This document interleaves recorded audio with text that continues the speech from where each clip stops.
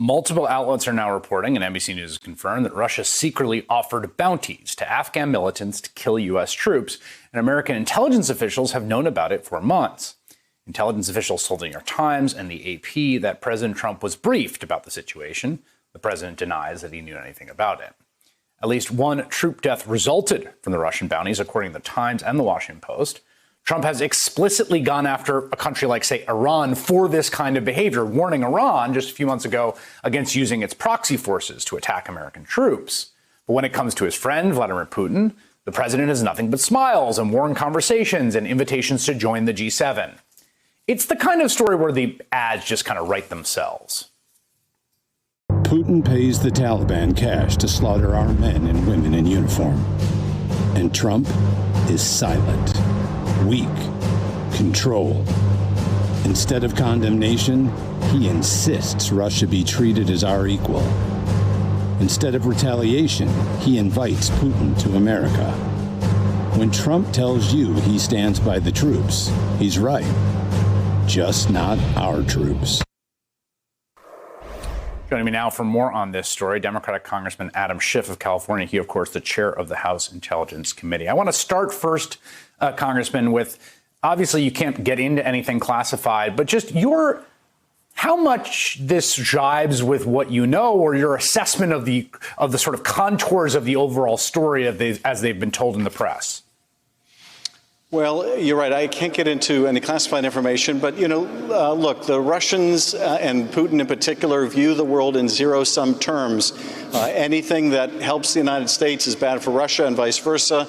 They have nothing but malevolent intent towards the United States. I think that also concerns our troops wherever they're stationed. And so we need to get to the bottom of these reports. I'm going to be briefed at the White House tomorrow. I'm asking that my entire committee be briefed by the intel agencies, and indeed the Speaker wants the whole House briefed, as is perfectly appropriate. But is this another situation where the president either was told and just rejects it, or his people are too scared to tell him because it contradicts this narrative of Vladimir Putin being his buddy? I watched the interview with Peskov, the Kremlin spokesman, where he not only denied it, but he used profanity to deny it. And you know how that impresses Donald Trump when someone denies something strongly. After all, in Helsinki, when he was choosing between what his intelligence agencies were telling him and what Vladimir Putin was telling him, he made a particular point about talking about how strong Putin's denials were, as if that's somehow a good index of the truth. So we need to know, was the president informed about this? Were options presented to the president about this? Or are they simply afraid to present the president with anything he doesn't want to hear? There was a strange briefing that happened today, of course, that you weren't included in. The White House briefed 8 House Republicans on the intel. Democrats are scheduled tomorrow. Maybe I'm missing something. Maybe this is fairly standard operating procedure for this kind of thing, but I can't recall something like that. What is going on there? It's not standard operating procedure. At least it certainly shouldn't be. Those briefings should be done on a bipartisan basis. Now, I did have some communication from the White House today, and I expect tomorrow we will get a briefing of some of the Democratic national security chairs. But it really ought to be done in a nonpartisan way with both parties represented. It's important, frankly, that we hear the same information.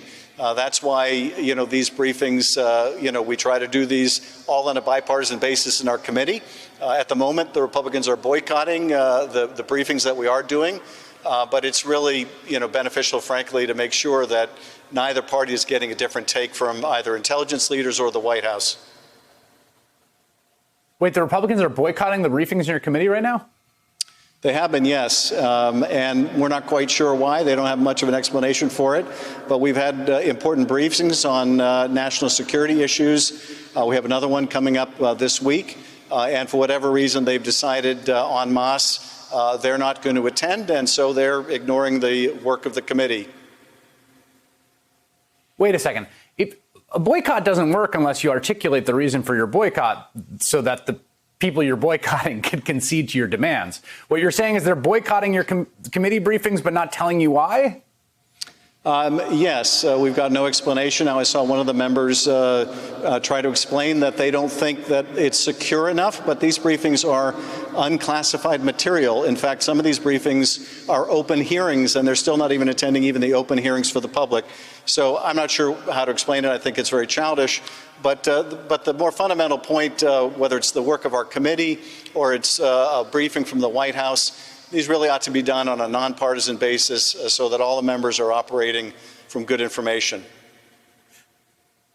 What is the next step here? If there's two pressing matters here, right? Like, did the president know about this, his administration know about this, and do nothing? And in fact, as Senator Murphy said, essentially give a green light to bounties on the heads of American servicemen and women.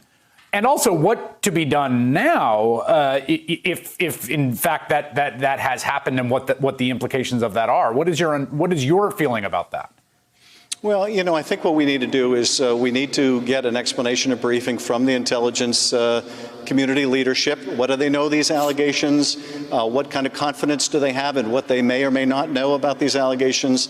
And have there been policy debates within the administration about what they're planning to do if they're going to sit on their hands because this president can't stand up to Vladimir Putin? Congress needs to take steps to protect our troops and to protect our national interest. We have seen time and time again this president put his own personal interest above those of the nation. This may be another example of the president doing that, or it may be another example of intelligence community or other leadership simply afraid to confront the president. We've already seen how there's a reluctance to brief the president on Russian interference in our election. He doesn't want to hear it. He thinks it's all a hoax. Is this an extension of that denial of reality by the president? All right, Congressman Adam Schiff, the chair of the House Intelligence Committee, thank you so much for your time. Thanks, Chris.